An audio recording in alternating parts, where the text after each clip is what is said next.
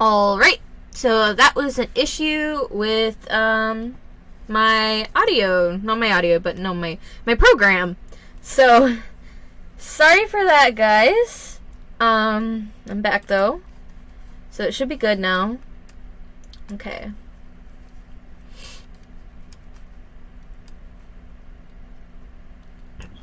Back to the story.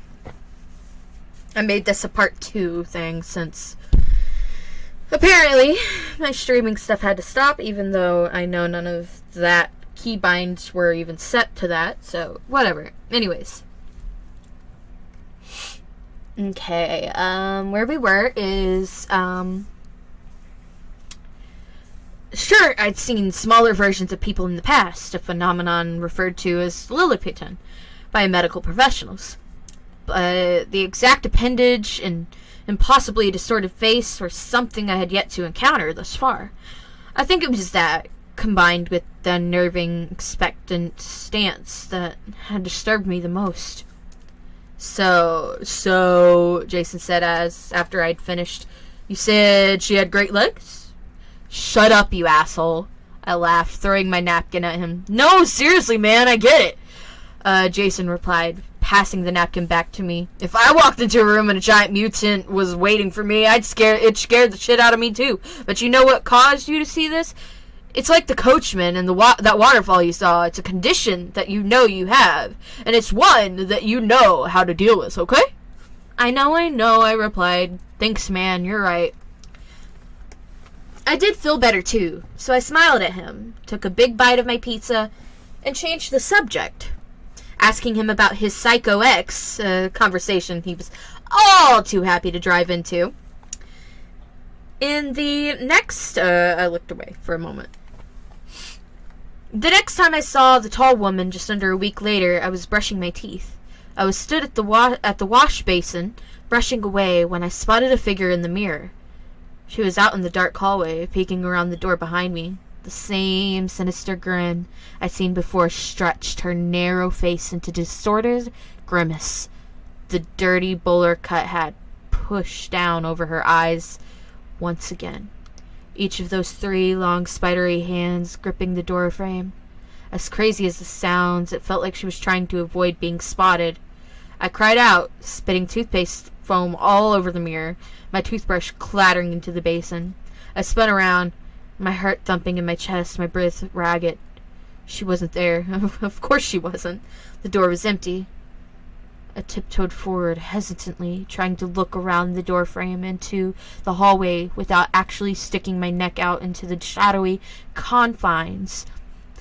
The seconds ticked by as I drew closer and closer. I couldn't see anything, so finally, with a whisper of self-affirmation, I stepped out of the bathroom, and the hallway was empty, as was the rest of my apartment. I was shaken again. This was the first time I'd seen hallucination in a reflection, and I wasn't even sure that I'd actually seen it. Now, as I sit here, writing this, knowing what would follow, I thought to try to protect myself, to shield myself from the truth. I was an idiot. A full fortnight passed without incident. Sure, I saw a flash of color one day, a dancing yellow lightning bolt that zigzagged back and forth on the street outside my apartment, but that was exactly the sort of thing I'd come to expect from my condition. It was exciting, otherworldly, but it wasn't scary, not like she was. In retrospect, that fortnight was blissful. It was reminded of what life could be like, the existence that I'd carved out for myself since my diagnosis. Life was good. The night that changed the way I viewed this tall woman. Last night, I'd been out and had a couple of drinks. I'd met the other guys with visual impairments for dinner, and we ended up at the bar afterwards. I wasn't harmed, but we got through plenty of beer between us, and by that time I stepped out into the cool night air. I felt decidedly lightheaded. It took me a while to make it home, laughing and talking to a couple of the other guys from our group as we strolled along. It'd been a great evening. It probably the last truly good one I'll ever have. I bid the other guys good night and fumbled with my key, letting myself in. With swaying steps, I strolled into my hallway, slamming the door a little too loudly behind me. I took off my jacket, hung it on the hook by the door, and then hit the light switch. She was waiting at the end of the hallway. All 3 hands held a loaf into claws, reaching for me, that same maddening, malevolent grin on her face. I swore again, louder than ever, actually jumping back a step, recoiling from the impossible tall, terrifying figure lying in wait in my own home. The tall woman didn't move. She just stood there, staring and smiling at me. I stared back, but I sure as hell didn't smile. Jesus Christ, I muttered under my breath. You know how you can feel a little paranoid after a few beers? That feeling of non-specific post-alcoholic dread? Imagine that combined with a giant, grinning, mutant woman suddenly appearing in your home. Suffice it to say, it was very, very uncool. I don't need this. I sighed and closed my eyes. 1, 2, 3, 4, 5. When I opened my eyes, her face was just a foot from my own, grinning wider than ever. She dashed the length of the hallway and was now stood so close that her long, grasping arms were either side of me, her fingers twitching and clawing at the air around my face. I could see her chest heaving, as if she were actually laughing silently at my attempts to dismiss her, as if the thought that I could ever be free of her was amusing.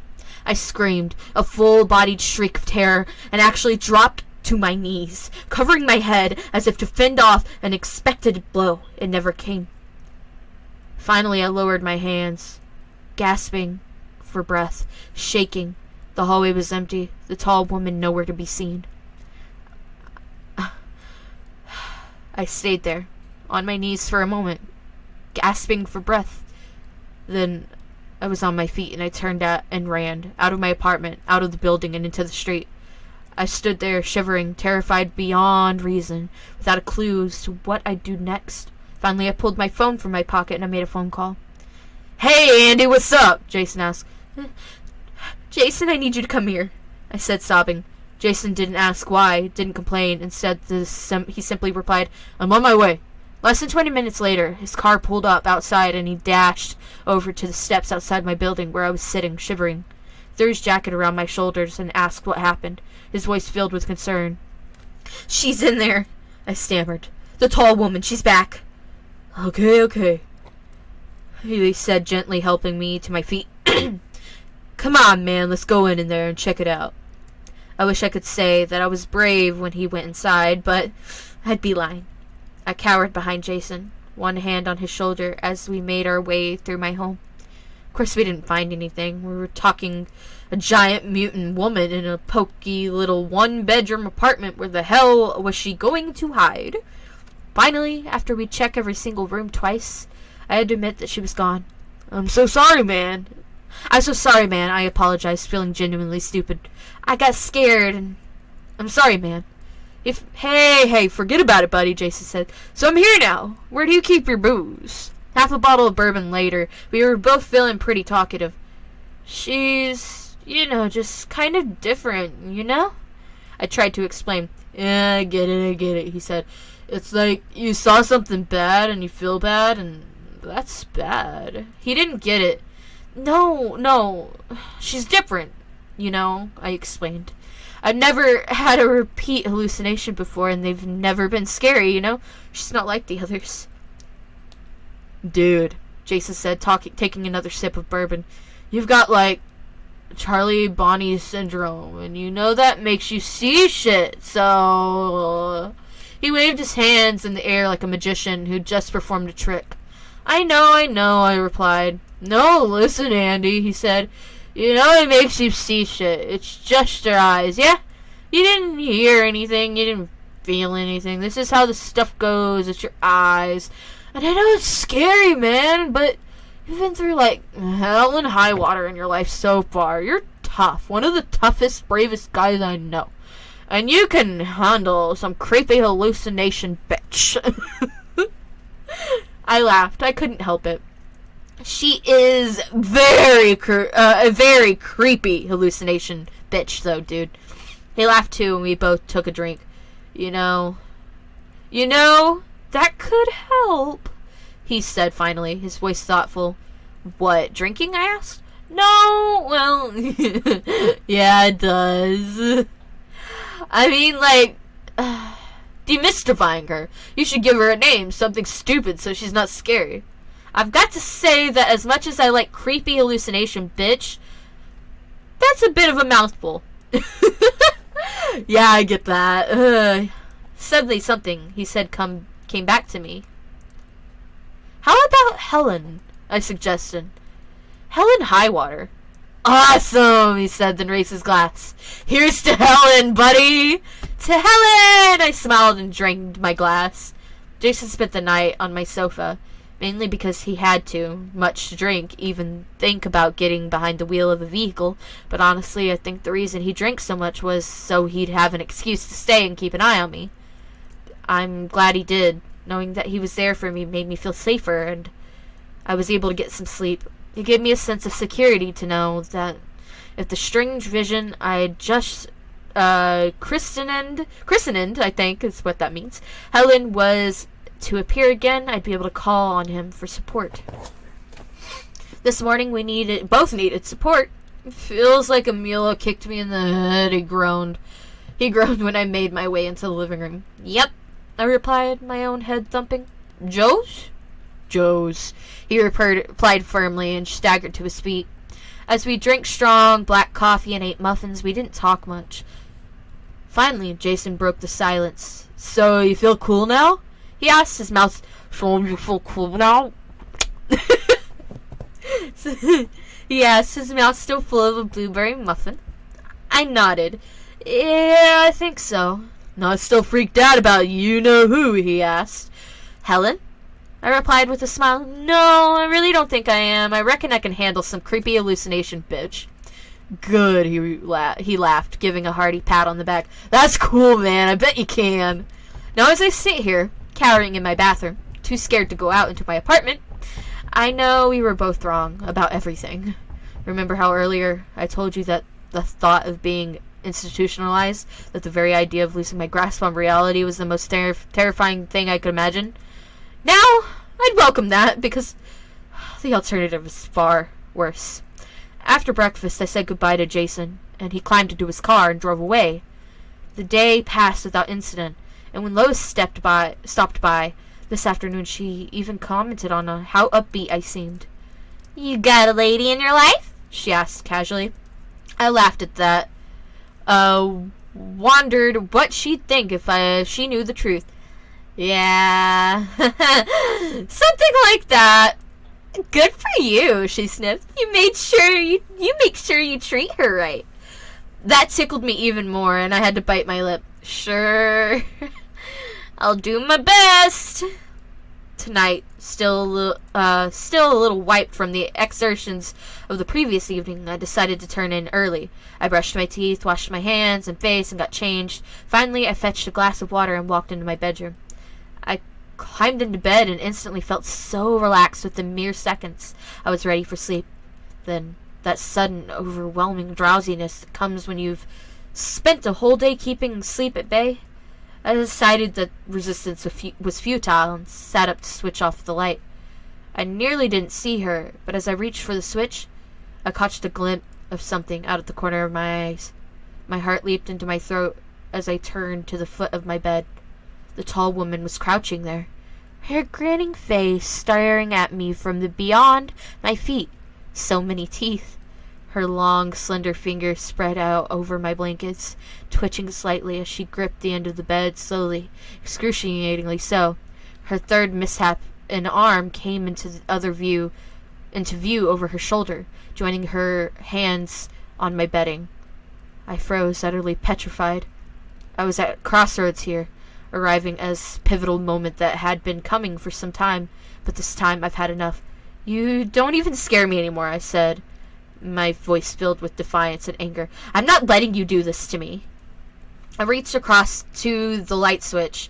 Good night, Helen, I said triumphantly, then flicked it, plunging the room into darkness. I laid there, a sense of tremendous pride surging through me, and I grinned to myself in my warm, comfortable bed, overjoyed at the emotional victory of overcoming my fear.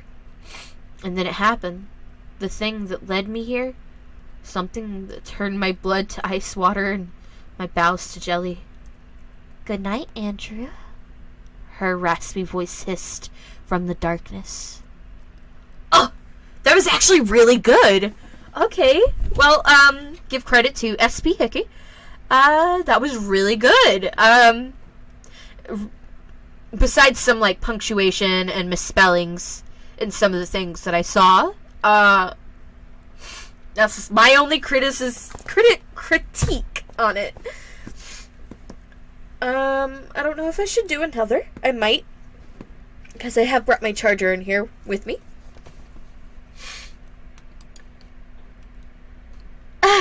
Yeah, it was really good. Like, I kind of expected her to be a ghost, but it's kind of creepy that she accepted the name.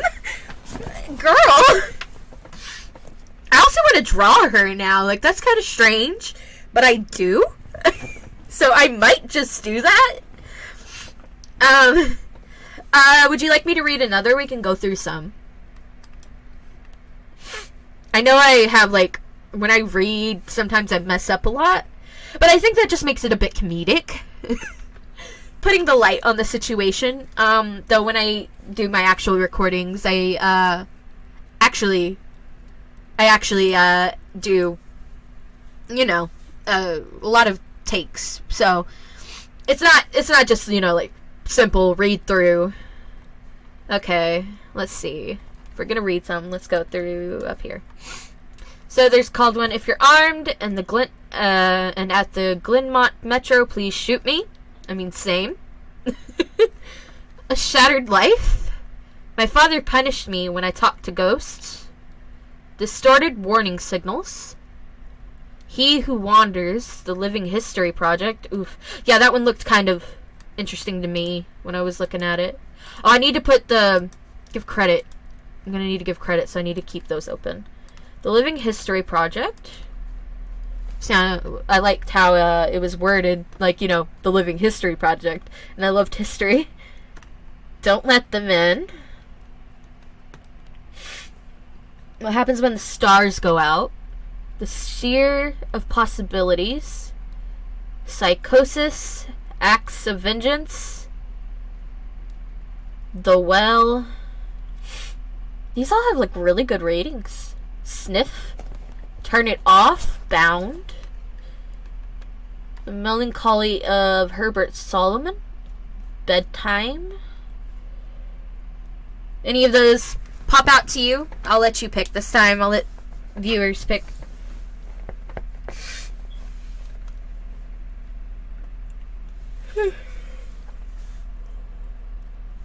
Like, anything in specific? Like, do you have a story of your own that, or you've read?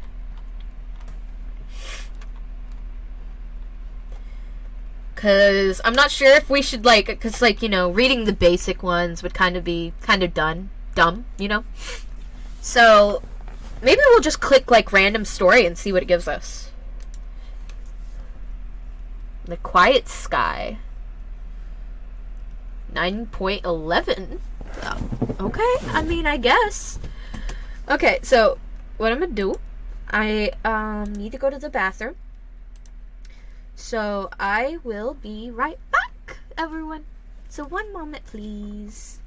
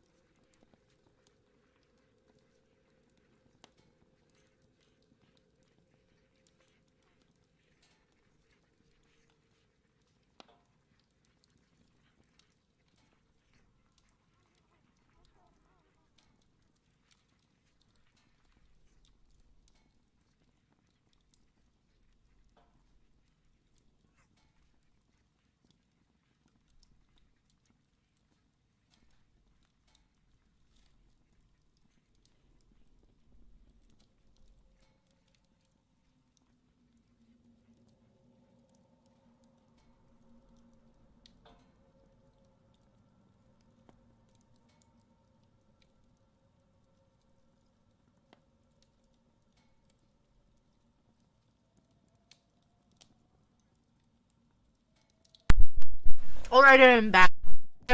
Mouth. It's a granola bar with chocolate. So, but I'm back. I have not changed the thing over. I need to learn my little things. Let me go look at them really quick. Oh, also, if y'all want the ambience that's in the background, I can send it. I'll put it in. It's live right now, so I'll put it in as well.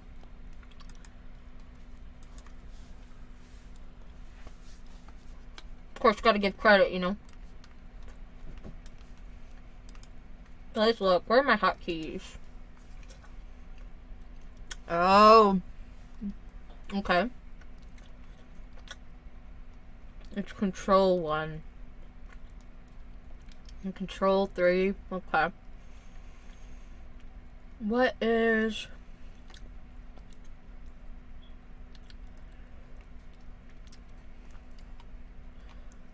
I have no clue where it is. What is it? Where is it? Scene 2. Yeah, Scene 2. It's Control 1. Okay. Gotta make sure. Okay. Getting back. Control 1? Oh, crap. What did it do? What did it do? Did it do it? Let me see. Okay, good. I'm getting used to this. I am old. I'm old. Keep in mind, I'm old. Okay. Then, do y'all want to do the Living History project, or do we want to do the Quiet Sky first?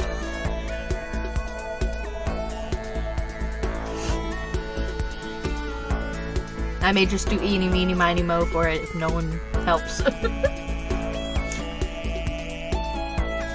Eeny, meeny, miny, mo, catch a tiger by the toe. If he hollers, let her go. My mama told me to pick the very best one, and you are not it.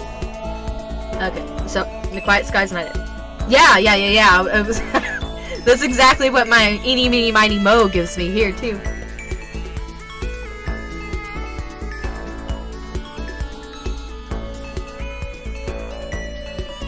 All right, and that is what we're gonna start with: the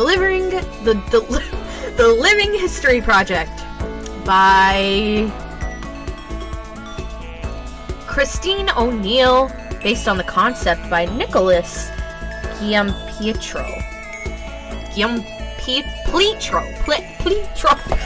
I'm gonna butcher all of their names. I'm so sorry to Christine. And I know how to say Christine's O'Neill's name, but sorry, Nicholas.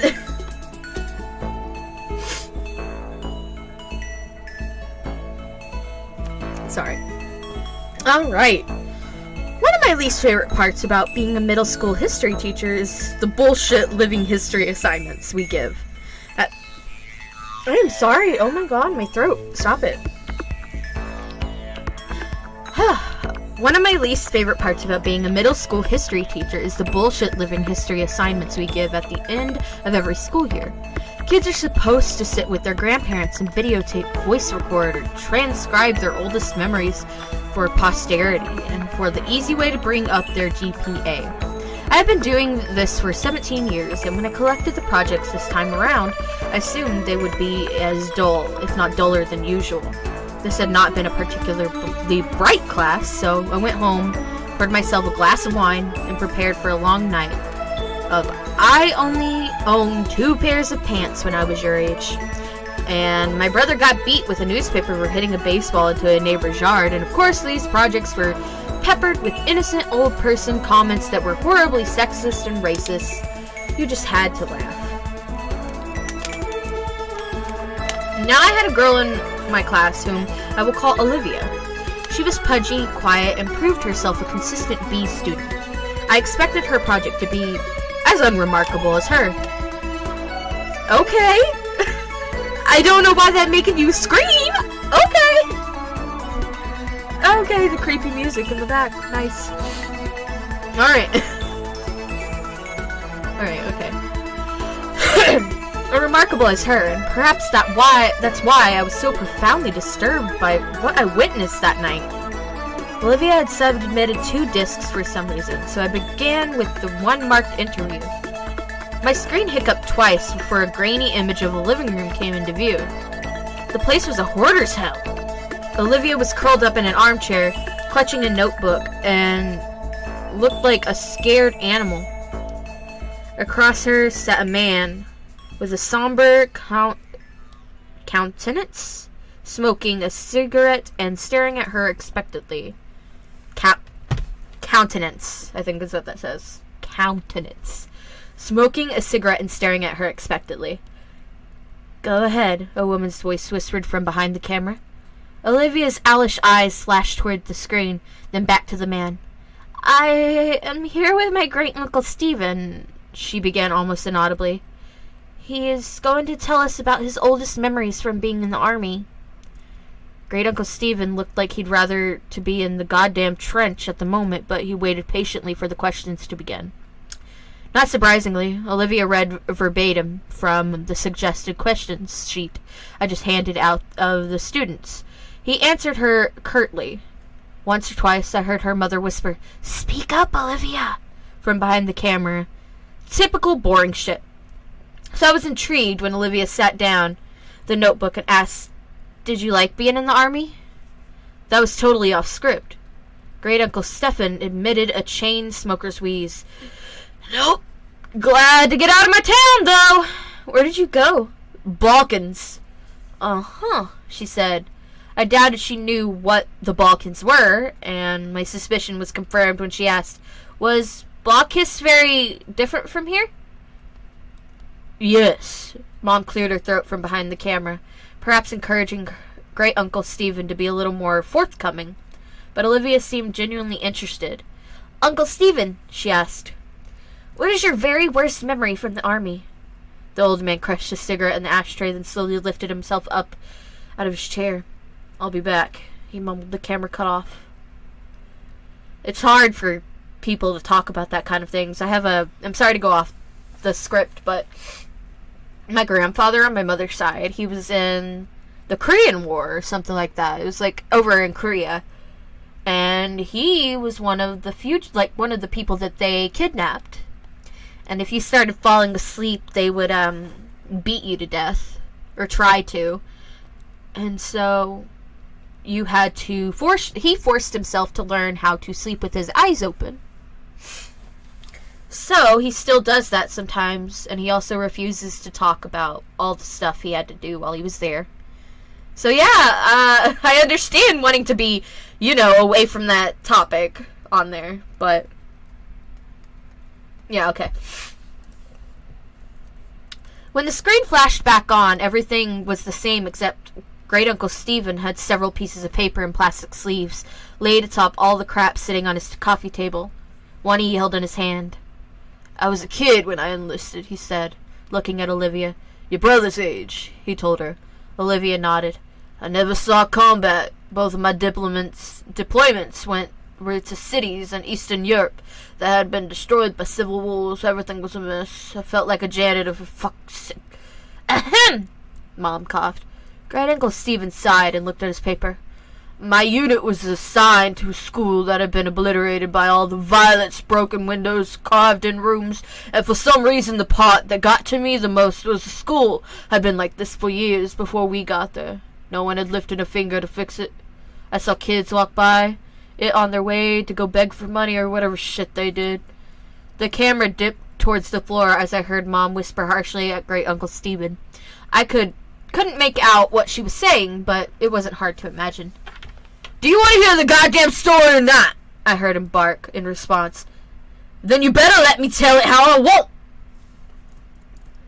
"Mom," Olivia chimed, "please stop interrupting." "No. Are you presenting this in front of the class?" "No, Mom, we're just handing it to the teacher." "I'm sure he's heard the word shit before." "I'm sure he's heard the word shit before," Great-uncle Stephen contributed. I wasn't a he, as a matter of fact, but other than that statement was accurate. The camera was lifted, and after a couple of hours of blurry focus adjustments, the shot was the same as before.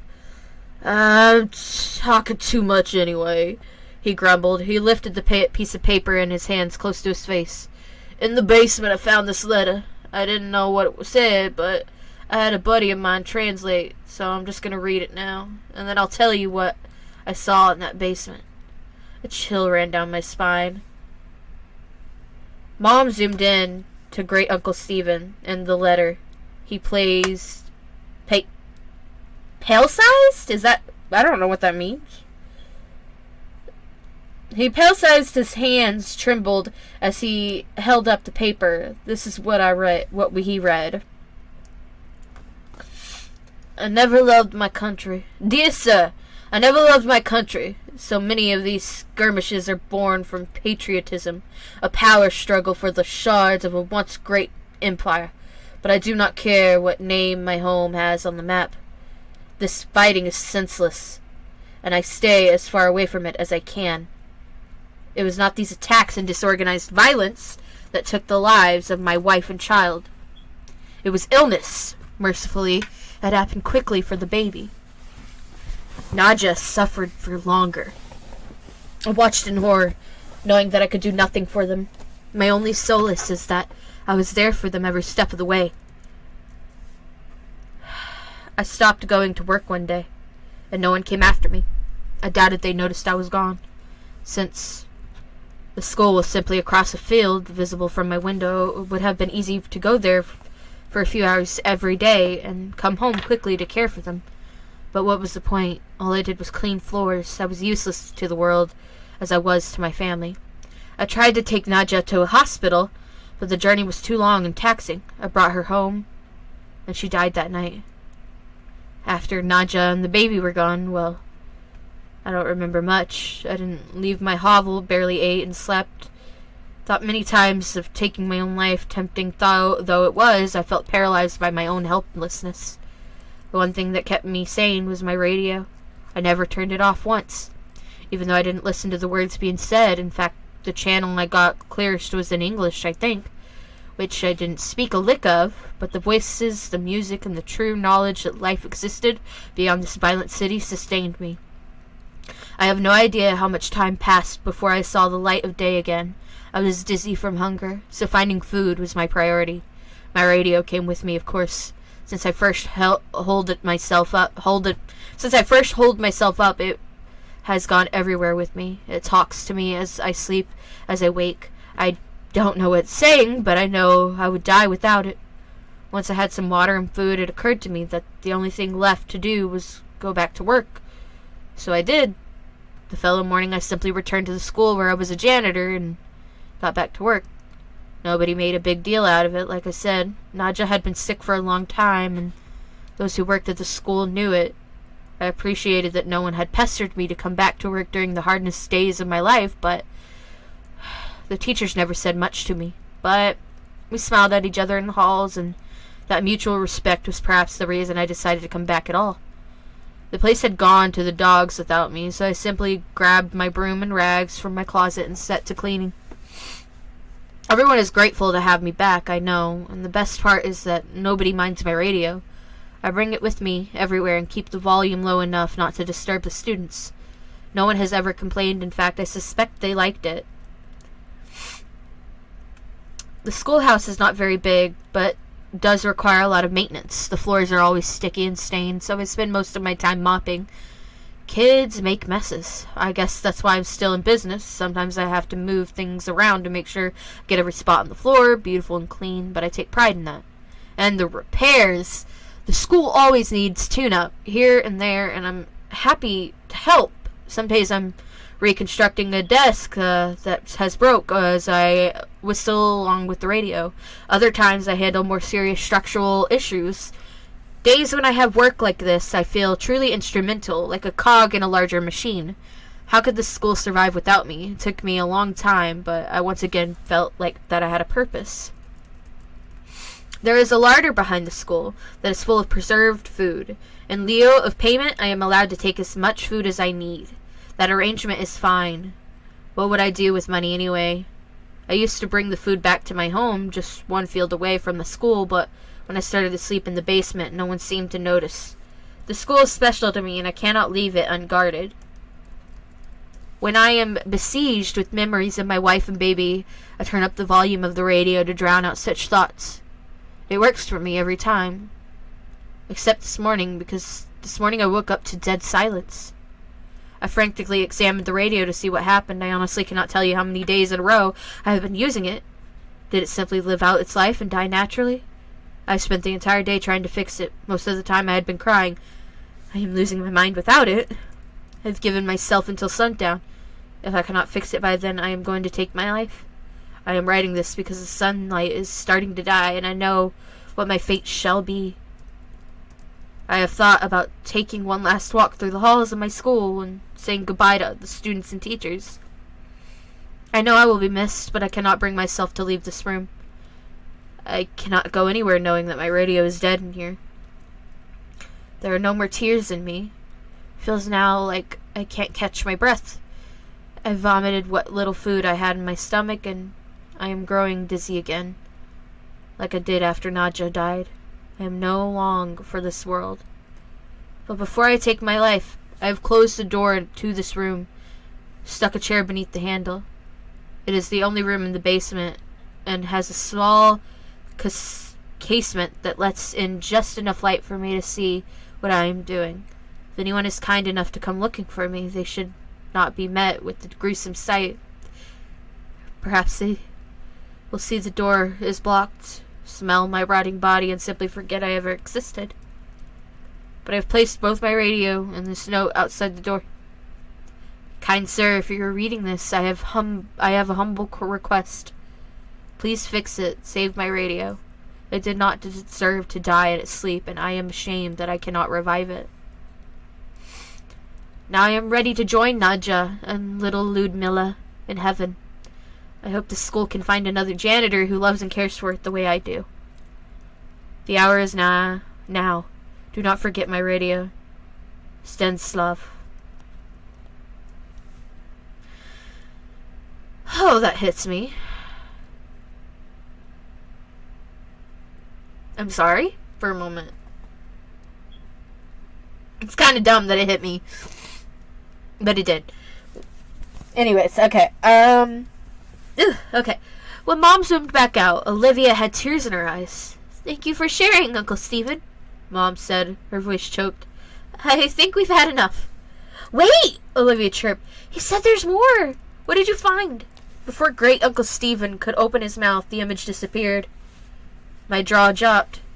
My jaw dropped. Was that it? What did great Uncle Stephen see? Promptly remembered that there was a second disc. This one was unmarked, but I hope it contained the rest of the interview. There was no video, only audio. The voice that started up was Olivia's. Hi, Miss Garrity. I'm sorry about my mom, but she refuses to record the rest of what my uncle was saying. But I asked him to continue, and secretly recorded the story as a voice memo on my phone. I remember he said earlier this year that history is written by the people who win wars. She sucked in a breath and commenced crying. But everyone's history is important, even if they are sad. Pathetic people, and even if they never won a single thing in their life. I haven't slept through the night since I finished this project, but you have to hear what my uncle has to say. There were tears in my eyes, too.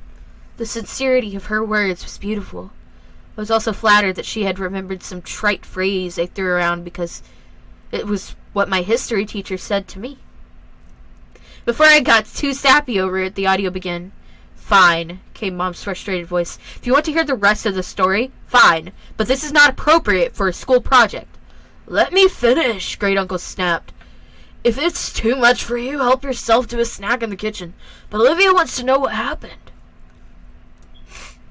I heard her mother mumble something and walk away. Olivia and her uncle were alone. I imagined her look at him expectantly. So, did you find the radio, or did it get ruined when the school got blown up? He rasped. I heard the distinct click of a lighter. That letter? He began slowly. Had a date on it. What date? She inquired hungrily. It was dated 2 weeks before we started rebuilding the school. Did you say the school had been destroyed like 2 years ago? Yes, replied Great Uncle Stephen. It had been. There was silence, as I felt goosebumps on my arm. The images that came to mind were almost too overwhelming to express, but Great Uncle Stephen put them into words effortlessly. Clearly he had spent his whole life thinking about it. This man, the Stanislav, went to a vandalized, fallen apart schoolhouse and cleaned up blood and rubble like it was spilled drinks and dust. My cat is trying to tear up shit. Come here! Stop that! Most scariest thing of all, cat's trying to tear your shit up. Come here! Hey! Over here. Yeah. Stop being a butt. Okay.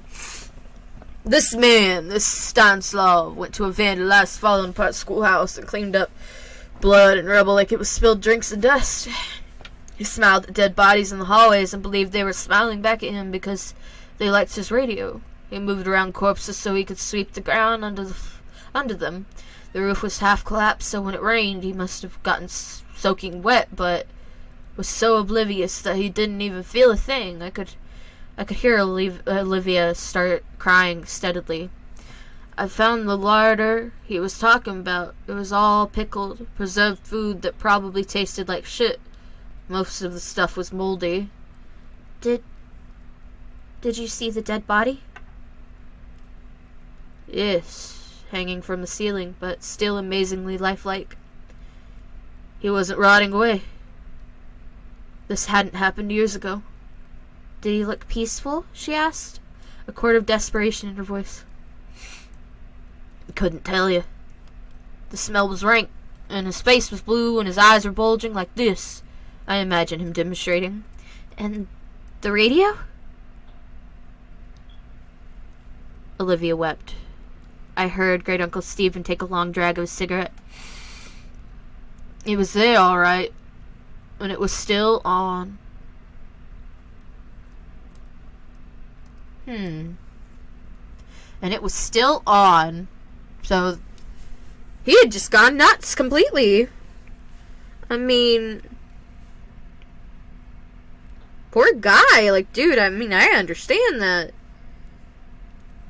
Shit. That was pretty good. That was pretty good. I think it does deserve the stars it got, in my opinion.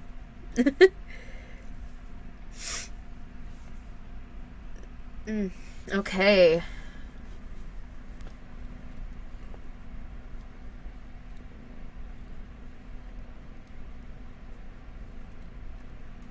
Yeah. Okay.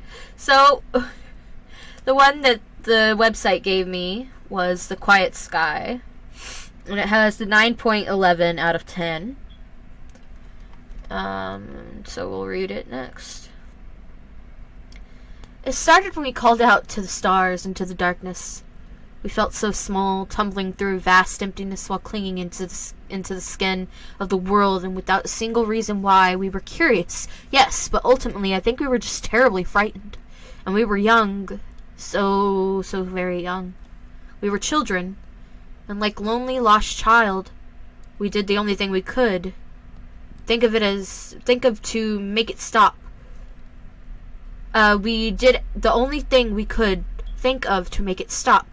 We did what we thought we had to do to make the universe make sense. We called for help. For years we scanned the sky for a sign. We sent signals to the stars and the darkness beyond. Are we alone? The skies were quiet, always so quiet, leaving us to our own makings. But crying children never cease, and neither did we. We sent calls into every corner of space for decade after decade. We refused to believe no one was out there. They had to be, yet for some unknown reason they never answered us. Everyone remembers when that changed. To think it responded to the Arecibo message from 1974. The response to the Arecibo message was received almost 3 months ago in 2 separate parts. The first part of the message was received at the Hat Creek Radio Observatory in California. The Allen telescope array picked up what sounded like static interference that continued on for over an hour.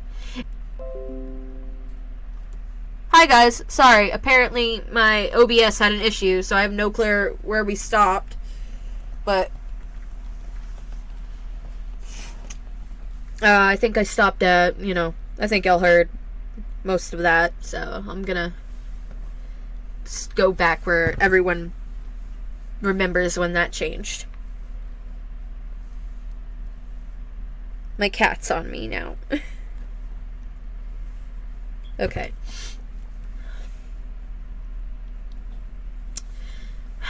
Everyone remembers when that changed. They think it responded to the Arecibo message from 1974. The response to the Arecibo message was received almost 3 months ago in 2 separate parts. The first part of the message was received at the Hat Creek Radio Observatory. I can't with words, apparently. I think they, do this shit on purpose sometimes. Okay. Okay. The first part of the message was received at the Hat Creek Radio Observatory in California. Then, the Allen Telescope Array picked up what sounded like static interference that continued on over an hour. The meaning of this message was never discovered. If it had one, the only thing we knew was that the signal's origin came somewhere in the Hercules constellation near Messier 13. As soon as the signal stopped, the real message began. I knew I accidentally cut out all of that, apparently. It consisted of unintelligible screeching and buzzing sounds that continued without pause for the whole hour. Sorry for that. Who made a contact that day and we were asked a question? Who is there? Oh, alien shit. Alien! Ah! We are not alone in the galaxy. We aren't, guys. We aren't. I'm pretty sure we aren't. I'll be honest about that. I don't think we are alone. I'll say that. Now, I'll continue. It came through the radio, but as a voice. A voice. Inside all of our heads asked the question to all of us. I heard it. My wife heard it. The young heard it. And the old heard it. Even the deaf heard it. Everyone heard this voice whisper that question in their heads in every language of Earth. I remember it almost too clearly. It asked it in that familiar yet indescribable voice that always there in my mind. It was like one of my own thoughts had gone rogue and had decided to speak directly to me. The world seemed to stop as everyone listened for what came next. Where are you? The heavy question seemed to linger in our minds for hours, afterwards, and then for days, and then for weeks. That day changed everything. There were doubters from the very beginning, and the holy ones who claimed that God had spoken to all of us, and that the time to repent was now. There was those who claimed they'd heard nothing, and those who'd claimed that the aliens had given their true own secret messages. And, of course, there were those who truly believed that we had been contacted for the first time by an extraterrestrial race, like us, one ready to communicate, ready to lead us out of the dark. We were wrong. We never made contact with alien life. At least nothing comprehensible or discernible to human understanding. The stars are vast, and in their vastness, our voices had touched the ears of something truly incomprehensible, something hungry and malevolent, the voice. We realized our mistake when the ground started to groan. Beneath our feet, everywhere, the ground seemed to moan. The muffled sound shook through the dust and dirt below us. No one knew what was causing it, at least not until the calls started coming in. The graveyards were screaming. All at once. The dead had started to scream. Every deceased man, woman, and child was turning in their graves. All the animals did too, every dog, every cat, everything that had ever walked this earth. The cries of ancient whales shook the seas, and the shrill screeching of birds echoed in the forest. The casket shook, and the morgues howled. The voices stopped altogether. The voices stopped together, in an instant leaving the world in an amplified silence. In their absence, a new sound filled the air. The voice returned. I hear you. I It came as a whisper from behind, an ominous yet oddly playful presence that felt so close, but was truly still so far away. Let us breathe in silence for a moment before it made us a promise. It was a promise we all knew to be true. I am coming. The voice was gone, and the air was again filled with screams. This time, they were from the living. After the voice had gone, we were left to our own devices. Millions panicked, and rightfully so. As chaos took hold of the streets, many would die in the violence and the gunfires of that night. They would be known as the raptured before long, and the rest of us were the condemned. We could only wait. The screaming dead was only the first of the side effects that we felt as the voice approached. The closer it got, the more we felt it. The first night after the screaming, we noticed the stars bleed for the first time. A section of the western sky had turned black, blacker than the night. It was only truly visible because of the ring of stars around it. The light from those stars had turned red, and they seemed to bleed across the sky, like food coloring dropped into water. Their light swirled and flowed all around the edge of some unseen mass. I knew that it was staring into the face of the voice. Stop rubbing your face on my microphone, cat. You're gonna have to go over there if you do that. Cats, guys. Cats. Okay. It was only truly visible because of the ring of stars around it. The light from those stars had turned red, and they seemed to bleed across the sky like food coloring dropped into water. Their light swirled and flowed all around the edge of some unseen mass. I knew then I was staring into the vase of the void. Our scientists claimed that nothing was there, and that their radar and scans always came up empty. Their telescopes could see nothing but darkness in that section of space. However, the proof was right in front of us, as every night the ring of darkness got wider and more stars bled in the sky. We watched it come. Each night passed, the black spout would widen, and more stars would distort and bleed around it. During the day, a new hell would greet us. The side effects worsened. The day always brought something new. I'm sure most of what happened will go untold and unknown. The animals started disappearing. All of them. No tracks, traces, or bodies were left behind. Pets would run away. Some violently so. They all retreated, never to be seen again. The forts were left abandoned, the oceans empty, the air was left silent. The world left seemed empty and lonely. It felt like water receding from the shore just before the tsunami breaks.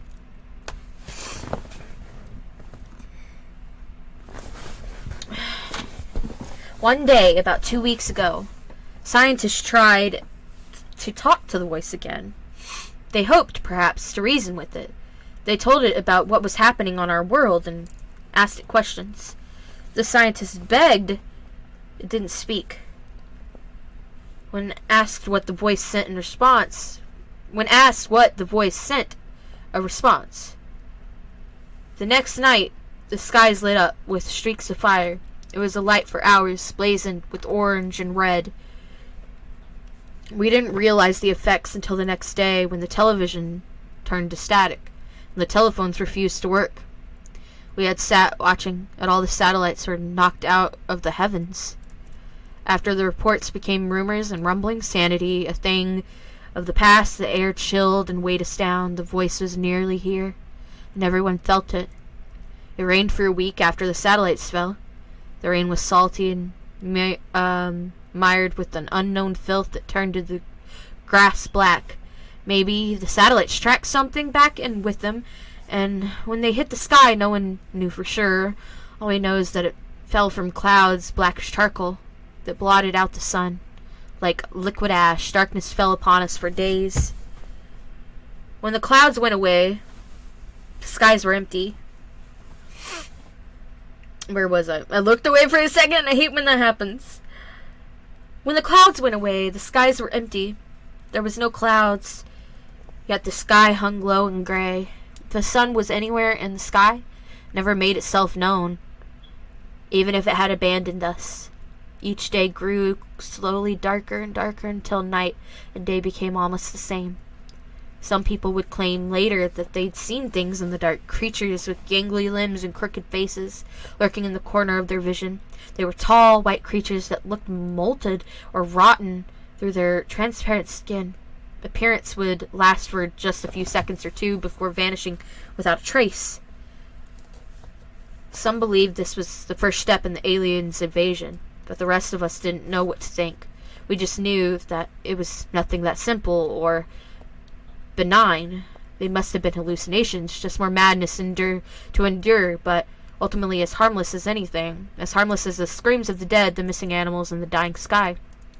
Appearances slowly increased in duration and number. I think everyone saw them once at least, but I don't think a single person would ever guess why they were truly here. They never touched nor spoke to anyone, and they certainly never harmed anyone.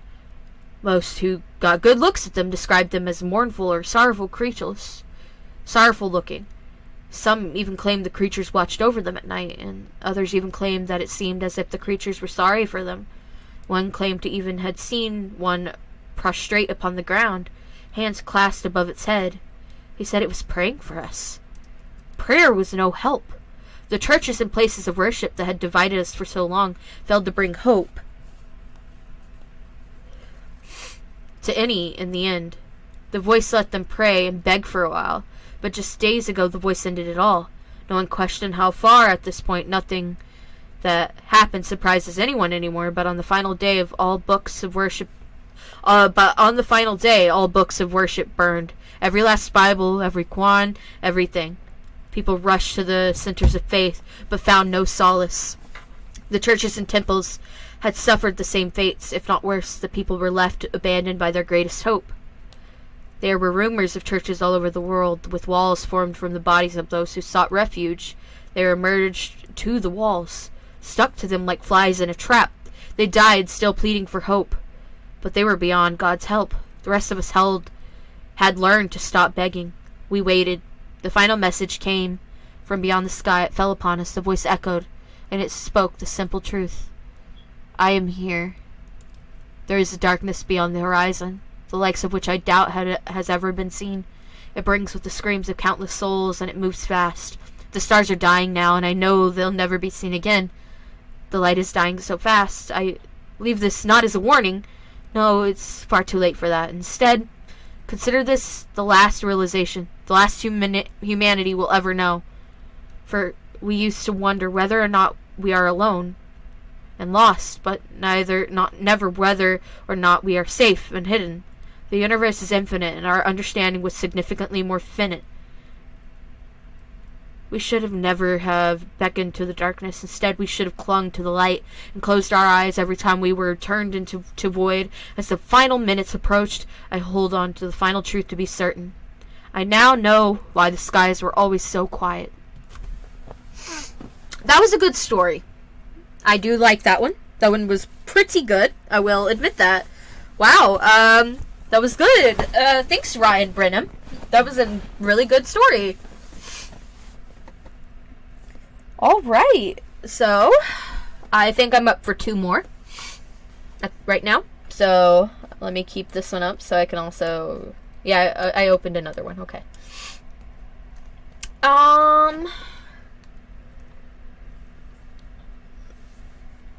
Maybe I'll do a top rank and then a famous. Alright. No, it's just... Okay. That doesn't help me. You can't just give me one. Dang it. Ah! Okay. Oh, no. Oh, God. No. No, not these. These are bringing back memories. That's why we don't go to the famous ones. Oh, God. Okay. I mean, Jeff the Killer is my favorite, like, you know, creepypasta, but damn. We aren't doing that. We aren't doing that. We're not doing the famous ones. Just click another random. And maybe I'll look for the top ranked god.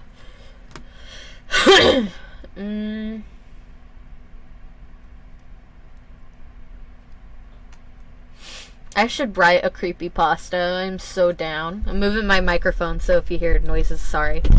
Oh. Alright. I'm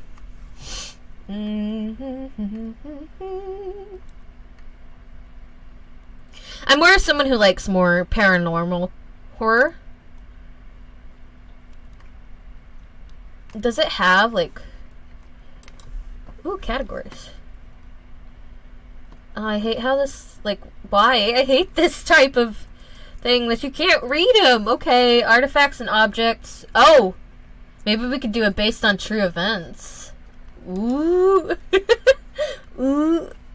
Oh, no. Okay. And then... paranormal?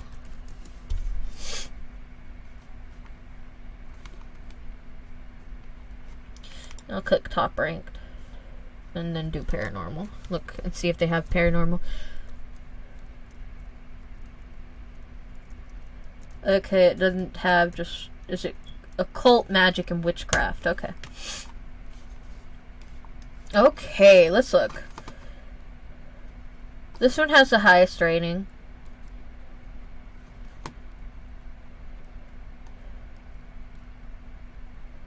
Ooh, no. That seems like it would be upsetting.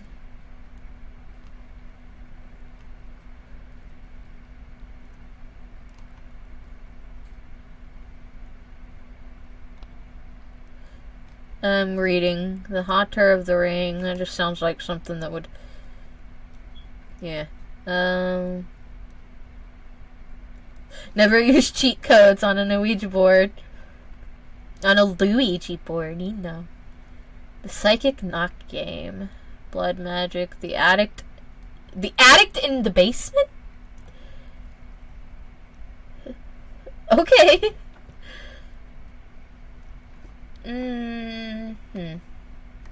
Would you believe me if I told you that genies were real? Eh. The Dark Man. La Bruja. Nobody lives here but you. Thalassophobia. Code. The Oracle. Legend of Carter Bale. My daughter is dying. Made a monster out of clay. Oh, this one's new. It's back in February. Okay. And then we need to look in... Top ranked story. Okay. Did I... which one was it? Imitation? Oh, that was the random one it gave me.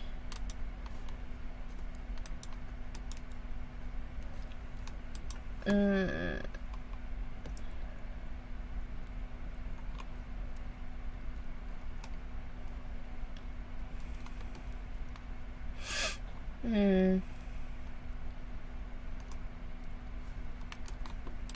think I'm gonna... Yeah, that's based on true events. I thought that would be cool. But I'm gonna look with... I really...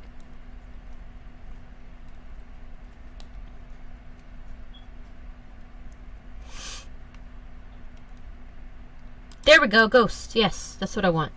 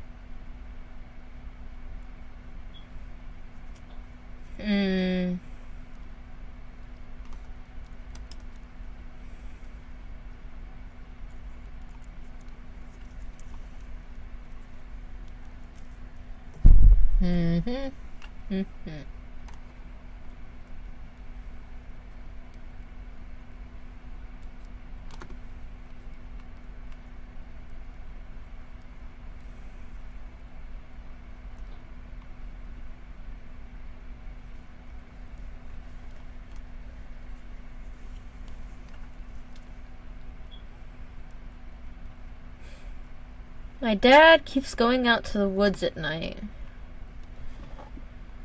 I don't...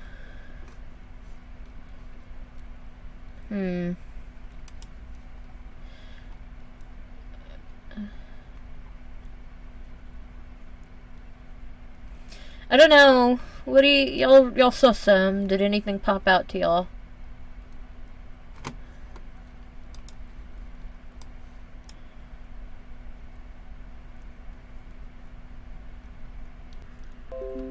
Okay. Sorry, my OBS has issues. My OBS just hates me. Let me... Stream bitrate. Stream health, okay. Well, what do I do about it? Help me.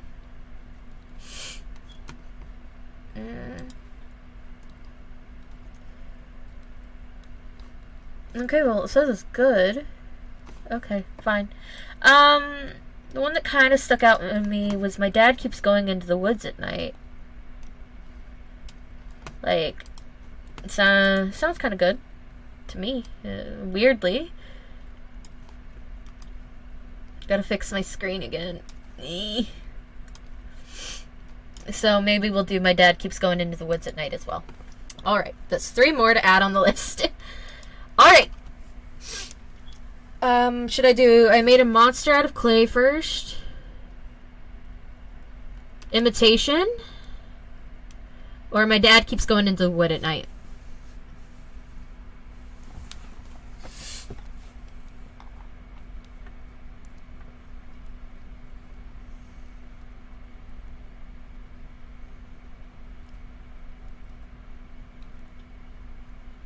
I don't know even if you're still there, but... Yeah.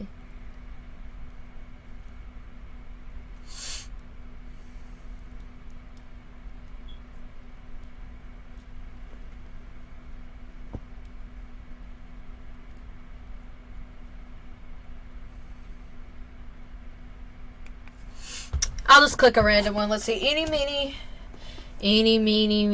miny, mo. Okay.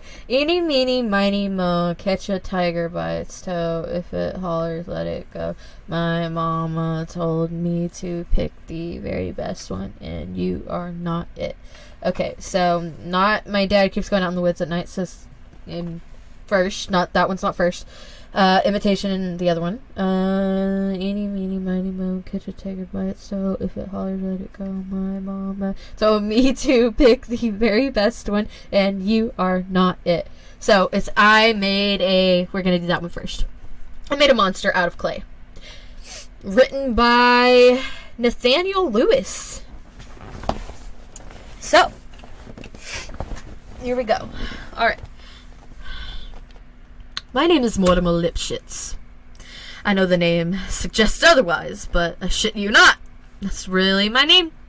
I used to wish it wasn't me, only all that's holy I wished it wasn't me, but I suppose that the name was never really the problem. The name was just the icing on the gluten-free cake with bad lungs and a high-pitched lisping voice. Wind out from face that I have been told many times makes you want to punch it on sight and break those stupid glasses. Hang in there, shits. Those balls will drop one of these days, and then you'll drive all the girls wild. I tried to tell myself that there's some truth to this. I'd have my time someday, so let them have theirs now. But there's not much you can say to reassure yourself when Brad Jenkins has your Star Wars undies hiked up past your belly button and everyone is laughing at you. That's hard to come back from, and if you go crying to a teacher, it's twice as bad the next time. And there's always a next time when you're in high school and your name is Mortimer Lipschitz. And did I mention that I have an enormous birthmark splashed out across my face, like an island on a map that nobody wants to visit? Mother always said it makes me unique and beautiful. Brad always says it makes my face look like a literal asshole, and so it makes sense that I'm called Lipschitz. Is it any wonder that when I first read the story of Rabbi Eliyahu, who successfully created a creature out of clay to do his bidding for him, I started to get ideas of my own. I will say this from the start, I never meant to hurt anyone. Though, in retrospect, I should have been aware that people getting hurt would be most likely the outcome of this. I bought the clay in $20 intervals each week. That was my allowance, and it bought me 10 pounds off Amazon. Morty, what's the big deal with... Oh, Morty, what's the deal with the clay? My father asked one day. He had no qualms about opening packages addressed to me. It was his house, and he had right to know what was going on in it. I'm building models of Star Wars ships since you never buy me the Lego ones when I ask. It's good to be thrifty, admitted my father, but foolish to indulge in fantasy. Space wizards won't help. That's all they are, is space wizards. If you actually sit and think about it, that's all they are. Space wizards. Okay. Space wizards won't help you in real life, Morty. Learn useful skills will. All is fair and wise, he added. Though perhaps you can parlay all of this playing with clay into something useful at a later date. There's no shame in being a potter, as potters are needed no less in this world than doctors. Each plays his part, and so the world works. I started with the breasts. If I was going to craft a companion for myself, I figured I might as well swing for the fences, which, by the way, I never made it past T-ball. To put it plainly, in addition to feeling extremely lonely and helpless in the world, I was horny. So sue me. Bro, same. Okay. I quickly learned that I had no innate ability as a sculptor. The breasts were mishappen, and one was much larger than the other. Still, they did the trick. That is true with actual women, though. Like, one can be bigger than the other. Nice! Boy, you're doing good. Week by week, I added what parts the blocks of clay afforded me. An arm here and an arm there, both of them screwy and out of proportion, but arms nevertheless. Each night, I put my creation in the closet, tucked away behind my button-up shirts. The next day, I would go to school, to the usual merciless bullying, dreaming of a day when I could bring my friend to life. I suppose that I never actually believed that I could bring her to life, but even if in her partially formed, decidedly lifeless state, she helped me. I pretended that she was alive and my friend, my lover. Those guys are stupid. Those guys are stupid, she'd say, her lumpy head on my lap. In 10 years, you'll be a CEO of a software company, and they'll be pumping gas at Irving. Now unzip your pants, my love, okay?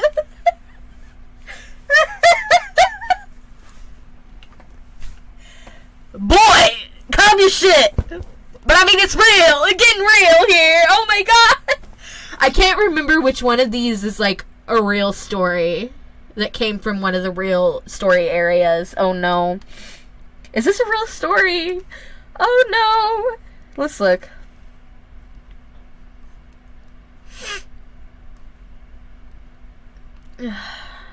It would be in here. Bullying children, blah blah blah, Hebrew legends, Hebrew mythology, monsters mythology. Okay, I'm guessing this isn't it. Ooh. This boy believing. Okay. I need to stop laughing at it. Okay. It helped. Brad still gave me swirlies on a near-daily basis along with Melvins and Noogies, and everyone still laughed at me during the day, but when I got home, I had Shamira, my guardian. For though we did things together, she was first and foremost my protector against the world. And that's what the name Shamira means. I suppose even the other thing was a part of the protection, burying myself in the soft folds of her flesh where nobody could hurt me. After many weeks, I don't want to know what that meant by burying myself in the soft folds of her flesh. I don't want to know. After many weeks of work, Shamira came to be complete. Standing back, looking at her, there was no denying that I had done a truly awful job. A 3-year-old child could have drawn a more convincing human body that I'd fashioned out of clay. But it didn't matter. I had a friend. In the lore, you're supposed to etch a word into your golem and say the appropriate prayer in Hebrew. I straightened out a paperclip and wrote friend on Shamira's shoulder and repeated the prayer from a book. Then I stood back and watched. I knew in my mind that nothing would happen, but still my heart hoped. Shamira didn't move. Of course she didn't, you idiot. I reprimanded myself. I sat staring at her in dejected silence for a long time. Couldn't even bring myself to pretend that night. All I could think of was what a miserable, desperate loser I was, and always would be. There would be no future for me. The world belongs to Brad now, and it always would. Finally, I was dragged out of my deep trance of self-pity by my father banging on my door. "Time for bed, Morty. Get those teeth brushed." "What, you want me to pay $7,000 for a dentist to yank your molars out painfully because you couldn't be bothered to do the simple task?" I got up, sighed, and shoved my shameful, pathetic creation into the closet. "Tomorrow, I'll tear it apart into 1,000 shapeless lumps of clay, and throw it all in the trash where it belongs." The next morning, I woke to find Shamira in bed next to me. What in the actual fuck? I wondered. Must have gone sleepwalking again. Sleepwalking was one of my many nighttime problems. I still, at 15 years old, pissed myself on occasion in the middle of the night. I groaned at how miserable I was. My subconscious wouldn't let the fantasy go, and I had gotten up in the middle of the night and dragged that thing into bed with me. Then I felt something move under the covers. Something was wrapping itself around my most private parts. Oh no. Oh, this ain't good for ad revenue, even though my channel ain't big enough yet, but still. Okay, I looked wide-eyed at Shamira's, I looked wide-eyed at Shamira's Picasso-esque face. Seemed to be donning a wide grin. I know I was. Shamira was alive. There was little doubt about that, though there was some doubt perhaps I had finally broken completely with reality. The bright light between fact and fantasy had been eroded into dust by crushing weight and grind of my desperation. Well, if that was the case, I was all right with that too.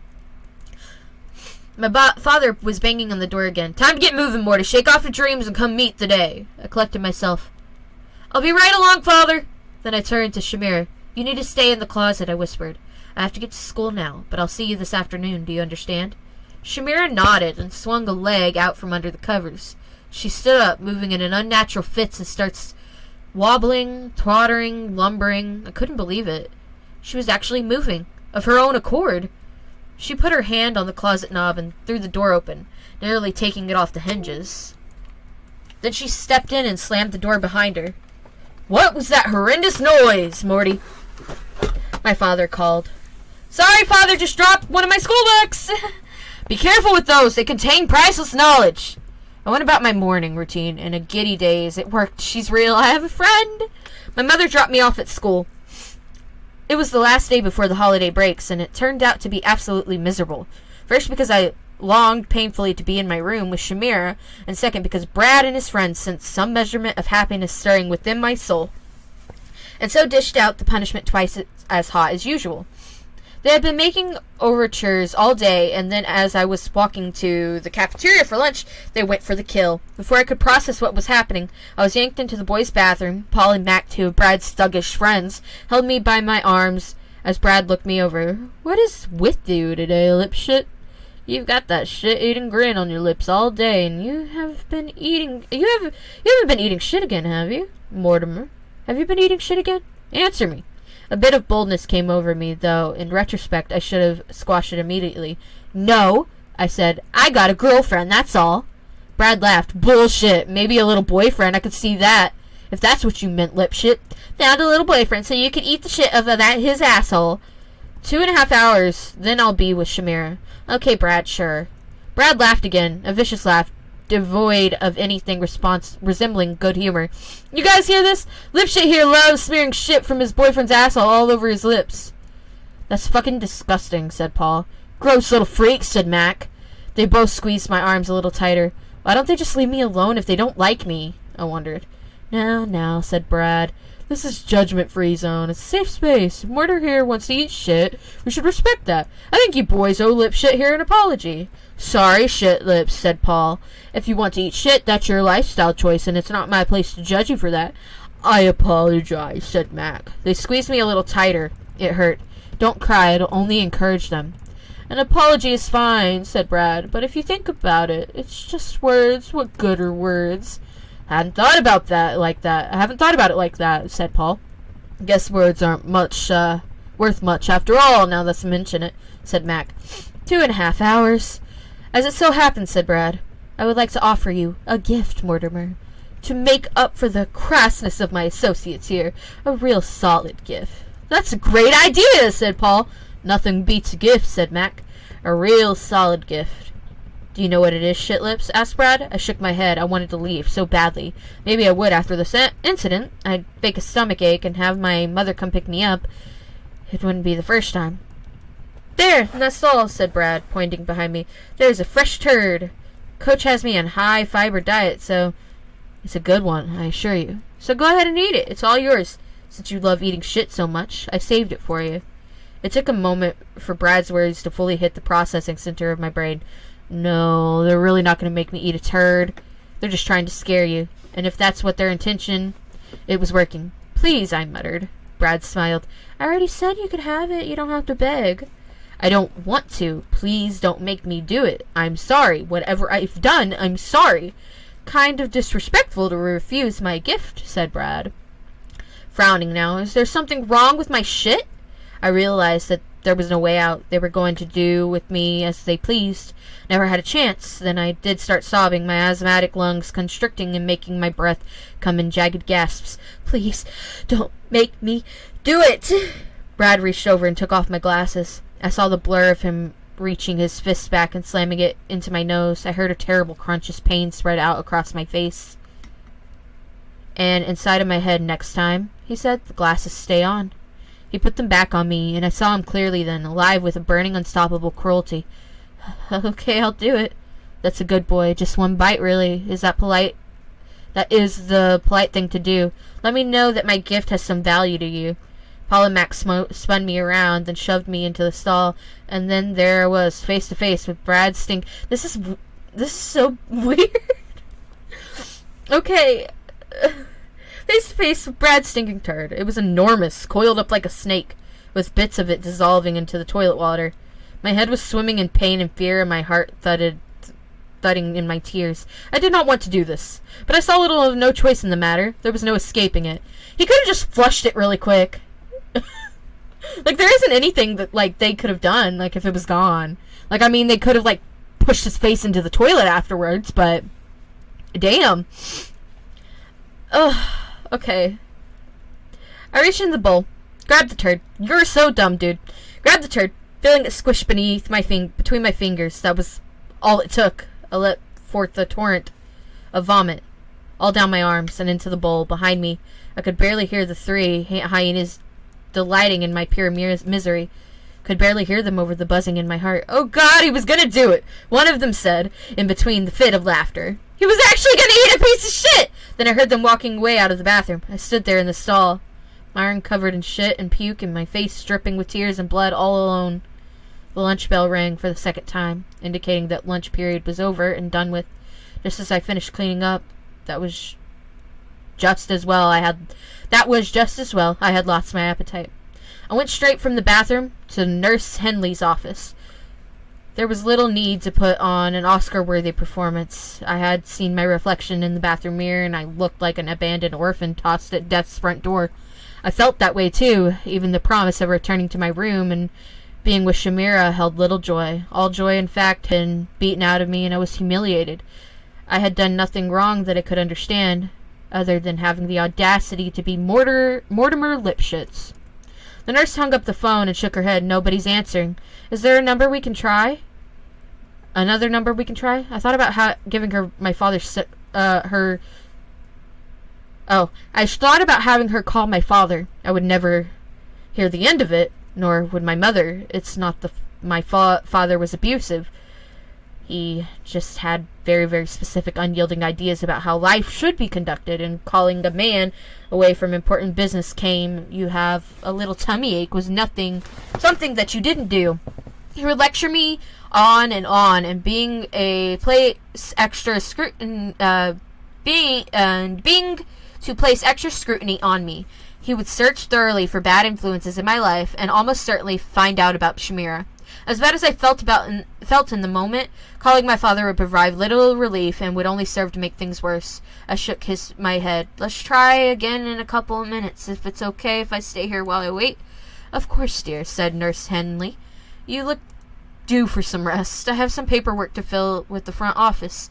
You just sit here, and then when I come back we can try again. I sat and looked out the window at the wretched world They were having gym class outside today, dodgeball. I was glad I wasn't there. Saw Brad palm one of the rubber balls, lift his arm up high, and absolutely winged the thing at Henry Gladwell. Henry, like me, was a weakling. He toppled over his ass and sat there with a stunned look on his face. I sighed and looked down at my shoes, then back outside. Off in the distance, beyond the athletic field, I saw some movement. Something was coming. It moved in fits and sometimes stopping and then seemed somehow to grow larger. As it stood there, I blinked my eyes hard and shook my head. That blow from Brad must have rattled me even worse than I thought. The thing was still there, getting closer and growing larger. It was red. No, can't be. Is it? It was close enough now that there was no mistaking it. One enormous, lopsided breast, bouncing higher than the other, which was quite a bit smaller. It was Shamira. And as she got closer, I saw what she was doing. She was reaching down and pulling up a handful of earth, then slapping it on her body. Her body absorbed it, adding to its mass, making my friend grow larger and larger. Henry saw her first. He was sitting on the bench when he reached out his arms to point and start shouting something. One by one, heads turned in Shamira's direction, and then when the eyes conveyed the message to the brain, extended horizontally in slack-jawed amazement. Nobody had ever seen anything like it. What was it? Shamira was, by then, twice as tall as the gym teacher, who was blowing his whistle, pointing at the side door to the school. He was yelling, "Inside!" I could hear it through the window. "Everybody get inside!" The crowd didn't need all that much convincing. I witnessed a feast of athleticism that the gym teacher wouldn't have been able to coax out of those students in 100 years. People were sprinting, elbowing each other, leaping over each other, moving with a single-minded purpose to get away from the thing that even now was taking a scoop out of the 50-yard line and patting those spoils to the side of its monstrous head, making it bigger and even more monstrous. "Shamira," I thought, "can you hear me?" "Yes, friend, I hear." "Please don't hurt anyone." "They hurt you, friend." Shamira took a massive step forward, going from the 50 to 40-yard line in one stride. Mac was standing in the end zone, transfixed. Her friends were pulling at his arms, trying to get him to move, but he seemed to be in a state of shock. Finally, they gave up on him and ran with all of their might. They did, but that doesn't mean that we should hurt them. Now, nothing is gained by perpetuating the cycle of violence. Leave them be. I'll meet you at home. They hurt you, friend. Finally, Mac's brain seemed to awaken, and he made a desperate move to run. It was far too late. Shamira stood towering over him, and even after he had made it a few yards away, all she had to do was sweep her arm out. When she did, the impact of the back of her hand upon Mac's body sent him catapulting through the air like a wayward dodgeball. "Stop, Shamira, please." "They hurt you." Shamira pivoted her body to face Max. He was lying on the ground, rocking back and forth in pain. She reached out and plucked him up in one hand. No. She lifted him up in the air so that his small, terrified eyes were level with her giant, enraged eyes. Then she tightened her grip. "No, stop, I'm begging you, commanding you!" "They hurt you." The unrestricted parts of Mac's body began thrashing violently around in a vain attempt to escape or in an expression of agony. I don't know, most likely both. Next door in the front office, there was an explosion of panicked shouting. The students were pouring in the side doors, screaming in terror. Outside, Mac did not thrash around for very long, and when he stopped, it was clear that he would never thrash again. Shamira dropped his corpse to the ground, a flood of intestines rushing out his ruptured stomach. Shamira bent down, scooped up an enormous handful of earth, and packed it onto her body. She repeated this action, able to add one on more to her body the larger she grew, so that she grew exponentially. The principal's voice boomed out over the speakers. "If I may have your attention, all students and faculty are to remain inside the school building. It is the safest place that you can find. This is not a drill. Just hide under your desk if you can find one. This is not a drill.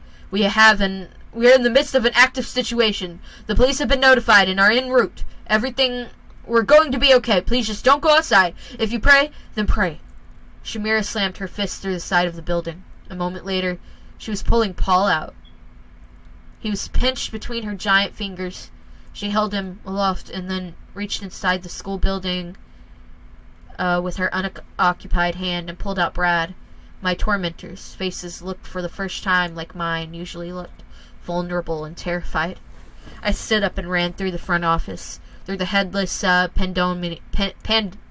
pandemonium, and out at the hole in the side of the building. Shamira looked down on me. "Stop this!" I shouted. "Let them go! You frightened them! Let that be enough!" "Hurt?"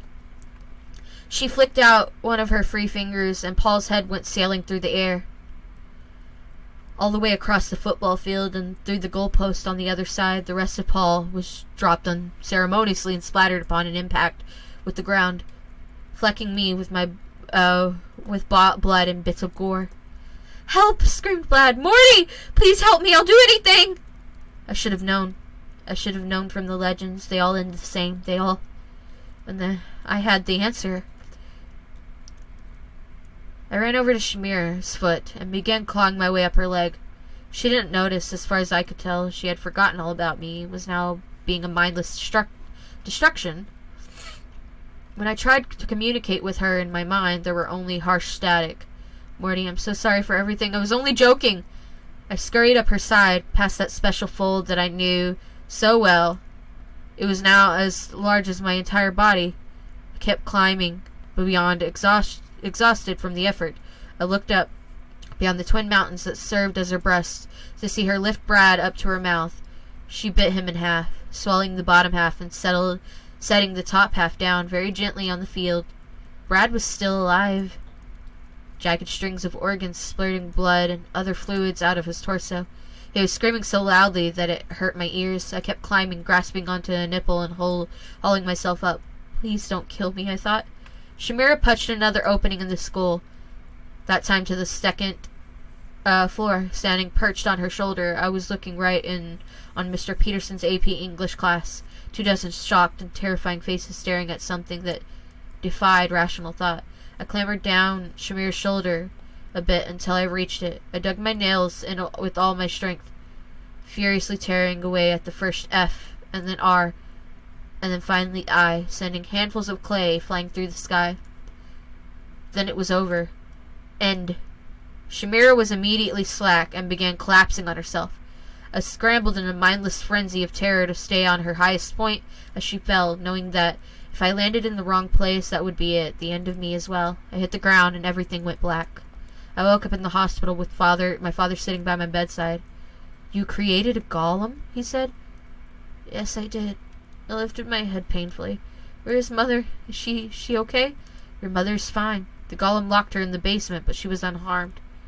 "The same can be said for your classmates," my father coughed. "Nobody knows that it was you. Nobody knows what happened, frankly. There's talk that somebody spiked the school water supply with a hallucinogenic. Yet everybody went temporarily mad, and that the whole affair ought to be kept under wraps until a proper cause can be found. A perpetrator, somebody to blame." My father sat silent for a moment, rubbing his coarse black beard with one hand. "The truth is important, son, so tell me, why did you do it? Was it for power, an expression of rage, simply out of too much idealness, perhaps?" I propped myself up on an elbow while the machines beeped all around me. I just wanted a friend." I bit my lip, trying to fight back the tears. It didn't work. "Friend?" my father repeated, clearly weighing the word over in his mind. Yes, I suppose that a friend is a fine thing to have. These boys that died, they weren't your friends, were they?" "No." "Did you want them dead? Be truthful." "No. I tried to stop the golem. I didn't want to kill them." "Be truthful, son." I closed my eyes and searched my mind. Had I wanted Brad and his friends all to die? "Maybe there was a passing moment," I said slowly, "when I wished they weren't here anymore. When they were trying to get me to eat shit." I heard my father cough. "Do you mean that literally, son? They tried to make you eat shit?" I opened my eyes. "Yes, a literal turd." Said my father. He fell back into stroking his beard. He started clicking his tongue against the roof of his mouth. Between that and the beeping of the hospital equipment, there was a strange rhythm in that room. Sorry. Ooh, okay. There was a strange rhythm in that room, as of a world part human, part mechanical, in proper working order. At last. My father pronounced his judgment. Life is hard, and harder still when you are alone in the world. It is hard beyond hard when you are actively persecuted. Though you have committed no wrong through your actions, during such trials we grow desperate and cling to whatever comfort is available. In your case, son, you sought comfort in creating a golem. That is understandable, but you often have thought further of the consequences of your own actions. The golem went on to grow monstrously huge and murderous. It's not the first time that this thing has happened, according to the books. It is important to pay heed to the lessons that have already been learned by those who came before us. That is why we pass them from generation to generation. You did wrong, son, though less wrong than you could have, and for justifiable reasons. As an appropriate punishment, I'm going to cancel your participation in Hanukkah this year. I thought it over. It seemed fair. After all, worse things can happen. Hanukkah is canceled. My father nodded. Well, I really should be getting back to the office now. I'm glad that you were well, Mortimer. You'll be back home before you know it. My father stood up and left without further ceremony. I was alone again. The machines kept beeping. Chimera, I muttered. Why'd you have to go and kill them? Morty? I looked up. They must have seen me on some powerful drugs, I thought, because this isn't happening. I don't know if you know me, but I'm Jessica Farley. I used to date Brad. The beeping machine started to beep faster. Ah, yes, I've seen you around. Oy vey, was she gorgeous. So, everybody's pretending that they didn't see a giant monster attack our school. They're pretending that they didn't see you climb up that beast and stop it, but I saw it. That is congruous with my recollection, I said. I'm not dumb, you know. I know what you just said. You probably think I'm dumb just because I was with Brad. If I thought you were dumb, it was a self-defense mechanism because I knew that I never had a chance with you. It was easier to put the blame on you than it was to put it on myself. Huh? What the fuck is in the IV drop anyway? Something good, that's for sure. What if I told you that you had a chance with me? Would you still think that I was dumb? My aesthetic lungs pushed out a wheeze that was meant to serve as laughter. I think you thought that I was dumb. Well, I don't, and you do. She pressed a piece of paper into my palm. The machine started beeping even faster. It sounded like they were on the verge of exploding. When you get out of here, give me a call, okay? Jessica left, and I laid there for a long time, not moving, with the paper with her number on it crumpled up in my hands, getting damp with sweat. Mortimer Lipschitz. I thought, that's my name, and there's nothing wrong with it. That was a weird one, by far. The weirdest one so far. I don't know what to do with this one.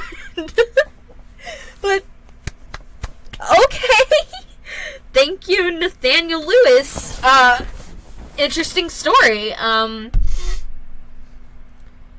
Wasn't as bad as you could make it, so I mean it kind of did give the image of a 15-year-old boy, I could imagine. But let's see, extreme health. Yeah. What? We're on 1 hour and 42 minutes.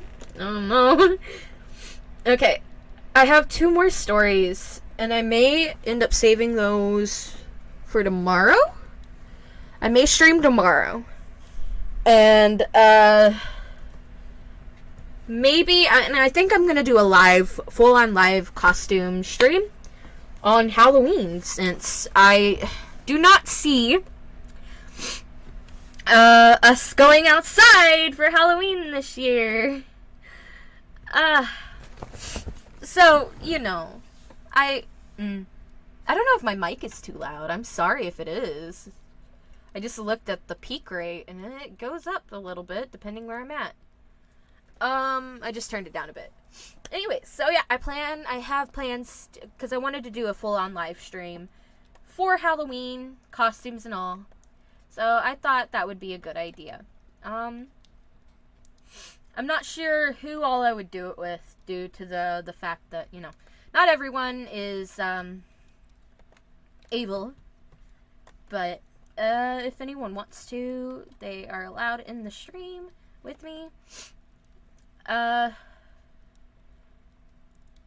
And, you know, like, These noises are getting me right now. Like, I keep thinking I hear stuff outside of my headset, and I'm dying over it. But yeah, I'd like to, you know, do that at some point. I'm putting all the stories in both of the things so that, you know, y'all can go to them if you wish, and giving, you know, credit. That's all I have for today. I will read the rest of the stories tomorrow, probably. Maybe have a friend with me this time.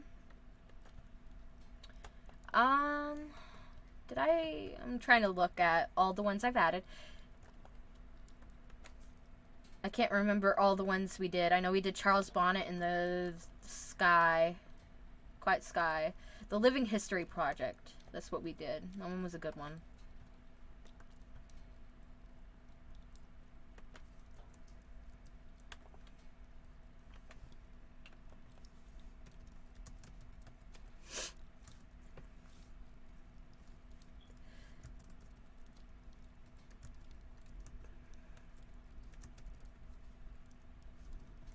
Okay, so I will be off, guys. I hope y'all have a good rest of your night.